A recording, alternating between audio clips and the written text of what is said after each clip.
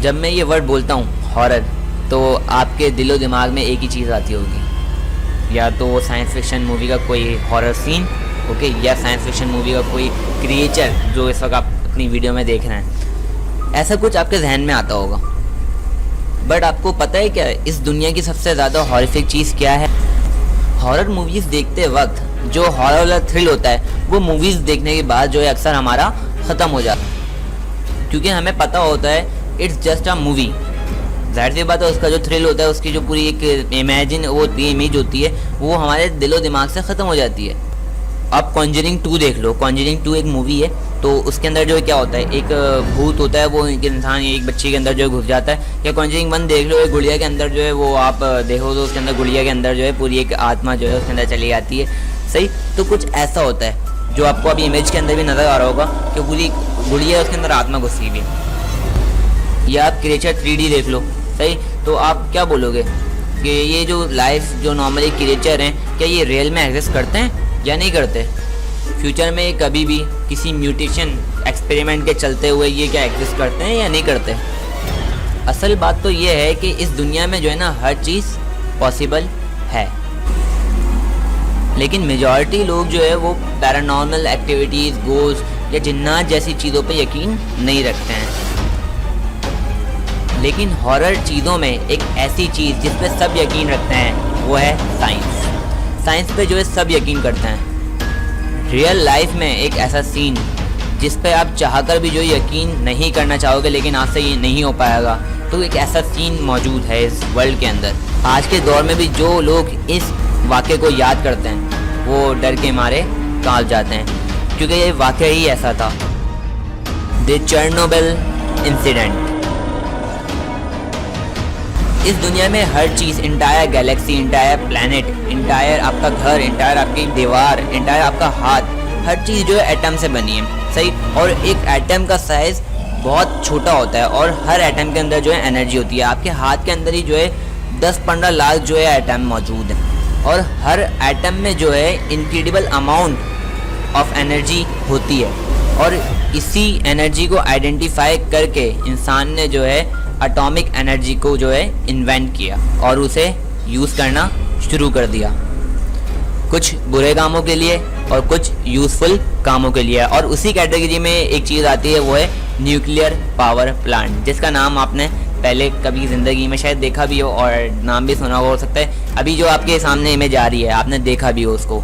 इसको atomic power plant भी कहा जाता है। इसमें जो आपको ये बड़े बड़े दीवार बनी हुई नज़र आ रही है ना, जो होल टाइप का नज़र आ रहा है, इसको हम बोलते हैं रिएक्टर। इनके अंदर जो है एटॉमिक पावर को यूज़ करा जाता है, जिसके ज़रिए जो है हीट पैदा करी जाती है। और हीट को पैदा करने के बाद जो है उसी हीट की मदद से जो है ना एक टरबाइन घूमता है, जिससे क्या होती है, बिजली पैदा होती है। सिंपल इसका ये यूज़ होता है हमारे पास, और उसी से जो है बिजली प्रोड्यूस होती है। पूरी दुनिया में जो है ना 440 न्यूक्लियर पावर रिएक्टर मौजूद हैं, जो एक बहुत ख़तरे की अलामत माने जाते हैं। 26 अप्रैल 1986 वाले दिन लोकेशन चेरनोबिल, उसके बिल्कुल सामने एक शहर था प्रिपेट नाम का। सही, और चेरनोबिल के अंदर जो है वहाँ पे एक न्यूक्लियर पावर रिएक्टर मौजूद था। प्रिपेट जो है, प्रिपेट वो यूक्रेन का एक मारूफ तरीन शहर था, अब नहीं है। 50,000 के करीब जो उस वक्त उस शहर में लोग रहते थे। 26 अप्रैल 1986 की इस रात को पूरी दुनिया बदल गई, यानी कि वो शहर नहीं बदला, सिर्फ पूरी दुनिया ही बदल गई। उस रात को जो है ना आसमान पे एक जैसे फैक्ट्री में आग लग जाती है ना, उसी तरीके से रोशनी जो है निकलना शुरू हो गई। तो उस इलाके के, उस शहर के जो है लोग बहुत ज़्यादा भीड़ में एक पुल के ऊपर जमा हो गए और वहाँ से देखने लगे कि ये हो क्या रहा है। दूर से नज़ारा हो रहा था, लोगों को पता नहीं था कि उनको जो है एक रेडिएशन जो है नुकसान पहुँचा रही है, जो जिसको हम क्या बोलते हैं, रेडियो एक्टिव रेस इसको हम बोलते हैं। और वो क्या करती है, सिंपल आप जो है खड़े हो, खुद ब खुद जो है आप ख़त्म होना शुरू हो जाएगा, आपको जो है कैंसर हो जाएगा, खड़े खड़े कैंसर हो जाएगा आपको। और कुछ सेकंड्स में जो है ना सिर्फ चेरनोबिल में ही नहीं, पूरे उसके आसपास जितने भी शहर इलाके मौजूद थे उसके अंदर जो रेडियो एक्टिव वेव्स फैल जाती हैं। रेडियो एक्टिव वेव्स का फैलने का मतलब ये है कि जितने लोग वहाँ पर मौजूद हैं सबको कैंसर हो जाना। जहाँ ये न्यूक्लियर पावर रिएक्टर मौजूद था वहाँ पे 30 किलोमीटर के दायरे के अंदर अंदर जो है ये रेडियो एक्टिव वेव्स जो है फैल गई थी, जो बड़ी डेंजरस थी, हर इंसान के लिए डेंजरस थी। जो उस रिएक्टर के पास मौजूद थे ना, जो उस रिएक्टर के पास मौजूद थे, उनकी तो उसी वक्त डेथ हो गई थी। चेर्नोबिल शहर के अंदर जो है ये टोटल 4 रिएक्टर मौजूद थे, जिसके अंदर चौथे रिएक्टर के अंदर जो है ये इंसिडेंट हुआ था। इसको जो है एनाटोला डिलोव जो है इसको होल्ड कर रहे थे, जिन्होंने क्या करा था उसी रात को कुछ देर पहले। इस गलती को जो है आप गलती भी बोल सकते हो और या फिर लापरवाही भी आप इसको बोल सकते हो, क्योंकि जो एनाटोला डिलोव थे उन्होंने इस पे एक्सपेरिमेंट तो किया लेकिन कुछ इसके प्रोटोकॉल को फॉलो नहीं किया, यानी कि जो रिएक्टर के जो प्रोटोकॉल होते हैं सेफ्टी के उनको फॉलो नहीं किया, जिसके चलते ये सब हुआ। जब इन रूल्स को जो उन्होंने फॉलो नहीं किया तो वो जो चौथा रिएक्टर था उसका जो है पावर एकदम जो है बढ़ने लग गया और बहुत ज़्यादा हीट जनरेट हो गई, बहुत ज़्यादा हीट जनरेट हो गई। जो रिएक्टर के अंदर जो है फ्यूल रॉड्स होते हैं वो नॉर्मल गर्म होते हैं, सही, लेकिन वो बहुत ज़्यादा ही जो है उसके अंदर गर्म हो गए।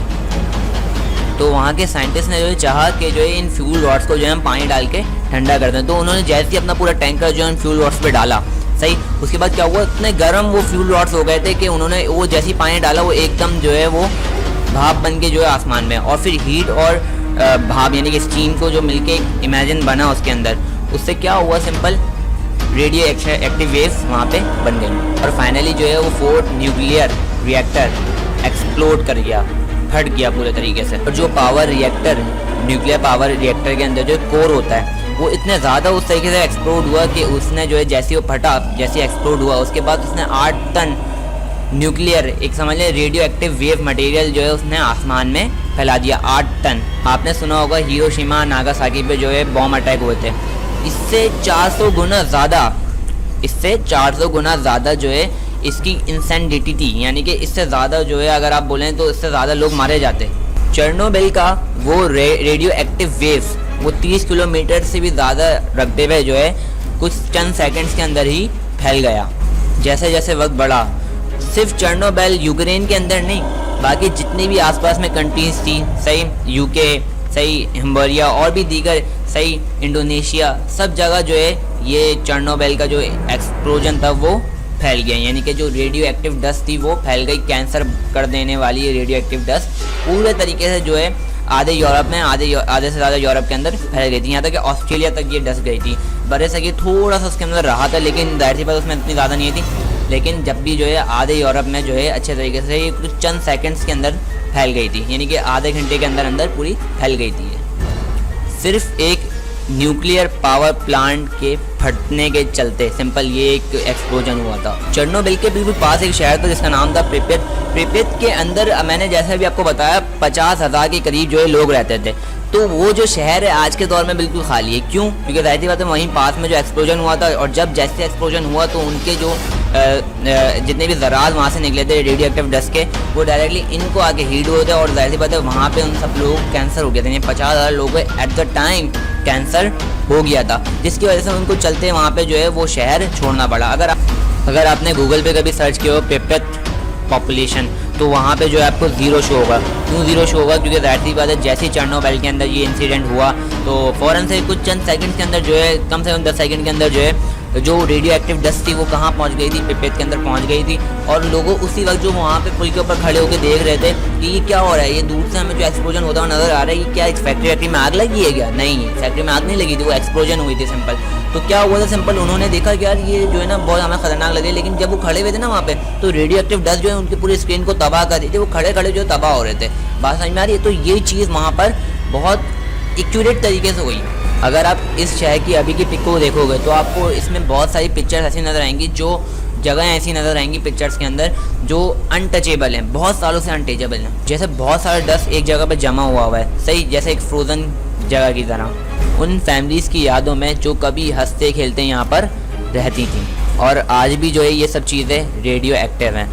वहाँ के एक हॉस्पिटल में जो है बहुत सारे फायर फाइटर के जो उस वक्त चेर्नोबिल के इंसिडेंट में जो है शामिल हुए थे, जो उन्होंने बहुत सारे लोगों को बचाया भी था वहाँ से, उनके कपड़े आज भी वहाँ पे मौजूद हैं, और वो भी रेडियो एक्टिव डस्ट की शिकार हैं। उसमें से जो है बहुत सारे fire fighters radio active dust की वजह से मारे गए, रेडियो एक्टिव डस्ट और स्किन सिकनेस की वजह से जो है मारे गए। इतनी अजीब चीज़ है ना रेडिएशन। रेडिएशन समझे ऐसे कि आप जो खड़े हो और आप जो तबाही की तरफ जा रहे हो। जब वहाँ पे जो साइंटिस्ट ने वहाँ पे चेक किया कि इतनी रेडिएशन फैली है, तो जो मीटर वो लेकर आए थे उसको टेस्ट करने के लिए, उस मीटर की जो सुई थी वो बिल्कुल लास्ट पॉइंट पे जाके पहुँच गई। यानी कि रेडिएशन उससे भी कहीं ज़्यादा था, हद से ज़्यादा वहाँ पे रेडिएशन मौजूद था। ये जो रेडियो एक्टिव वेव्स होती हैं सिंपल क्या करती हैं, हमारे डीएनए में जाती हैं और जो हमारे डीएनए के बाउंड्स होते हैं उनको तोड़ देती है, जिससे हमारे सेल्स को इंस्ट्रक्शन ग्रोथ की जो है इंस्ट्रक्शन जो है वो नहीं मिल पाती और वो तबाही की तरफ जाना शुरू हो जाता है। और इसी को हम जो है कैंसर कहते हैं। रेडियो एक्टिव डस्ट यानी कि जो रेडियो एक्टिव वेस्ट थी वो सिर्फ इंसानों पे असरअंदाज नहीं हुई, वो जितने भी आसपास में पेड़ थे ना उनके ऊपर भी असरअंदाज हुई। जितने भी पेड़ थे आपस में, जितने भी हमें नज़र आ रहे थे वहाँ पे, वो सब तबाह हो गए वहाँ पे। और वहाँ पर जो जितने भी आसपास में पेड़ थे, सही रिएक्टर के आसपास जितने भी पेड़ थे वो ऑटोमेटिकली जो है डैमेज हो गए सारे, सही। और बड़ा एरिया भी वहाँ पे मौजूद है जंगल का, जिसको हम द रेड फॉरेस्ट के नाम से भी जानते हैं, क्योंकि सब मरे हुए पेड़ हैं। जिस ब्रिज के ऊपर लोग खड़े होकर जो है उस डेंजर को देख रहे थे, उस एक्सप्लोजन को देख रहे थे, वो ब्रिज आज भी मौजूद है और उस ब्रिज को जो है द डेथ ब्रिज के नाम से भी जाना जाता है। आज भी ये ब्रिज मौजूद है चेरनोबिल के अंदर, चेरनोबिल से थोड़ा दूर प्रिपेयर के अंदर। अगर आप इस रिएक्टर के पास जाओ, जो चौथा रिएक्टर एक्सप्लोजन हुआ था, तो वहाँ पे एक ऐसी जगह मौजूद जहाँ पे बहुत ज़्यादा जंग मौजूद है। अगर आप वहाँ पर जो है सिर्फ 1 घंटे इमीडिएट खड़े हो जाओ तो आपकी रेडियो एक्टिव वेव्स के चलते जो है वहाँ पे मौत हो जाएगी सिर्फ 1 घंटे के अंदर, क्योंकि जाहिर सी बात है उसकी जंग के अंदर इतने रेडियो एक्टिव वेव्स हैं, इतनी रेडियो एक्टिव डस्ट है कि जो है आपके जिस्म को वो जो है तबाह कर देगी। ये जो जंग है ना, ये जो जंग मैंने अभी आपको बता रहा था, जैसे आप यहाँ सामने जो 1 घंटे खड़े हो जाओगे, ये जंग अगर किसी सूरत में बाहर आता था, क्योंकि ये तो अंदर की तरफ हुआ था, सही, जो एक्सप्लोजन हुआ तो ये अंदर ही रह गया था। लेकिन अगर ये किसी सूरत में बाहर आ जाता तो पूरी दुनिया में जो है हिरोशिमा नागासाकी से जो है ज़्यादा लोग मारे जाते हैं। अभी भी 50,000 लोग मारे गए, सही, लेकिन जाहिर सी बात है अभी कम है ये। लेकिन आने वाले 20,000 साल तक जो है इस रेडिएशन से जो है लोग मरते रहेंगे और हो सकता है हिरोशिमा नागासाकी से जो है लोग ज़्यादा मर जाए। वहाँ पे 2-2.5 लाख के करीब जो है लोग मरे थे, यहाँ पे जो है 3-4 लाख जो है एस्टिमेटेड लोग मर जाएंगे इस रेडिएशन की वजह से। बहरहाल अब जो है चेरनोबिल के उस इंसिडेंट जहाँ पर वो इंसिडेंट हुआ वहाँ पे एक कवच बना दिया गया, सार्कोफेगस बना दिया गया, जिसको हम सार्कोफेगस बोलते हैं। और उस जंग के नाम को द फुट एलिफेंट फुट, क्या नाम देते हैं उसको, द एलिफेंट फुट उसको हम बोलते हैं। तो उसके इर्द गिर्द जो है एक सार्कोफेगस बना दिया उन्होंने, जिससे थोड़ा रेडिएशन थोड़ी कम हो जाती है, सही। तो इस पूरे जितनी भी गलती हुई लोगों से, सही, जितने साइंटिस्ट से गलती हुई, इस पूरी गलती को जो है इंसान को अगले 20,000 साल तक जो है भुगतना पड़ेगा। तो यहाँ पर ये कहानी ख़त्म होती है और ये 20,000 साल तक ऐसे ही चलता रहेगा। थैंक्स फॉर वॉचिंग, से अल्लाह हाफिज़।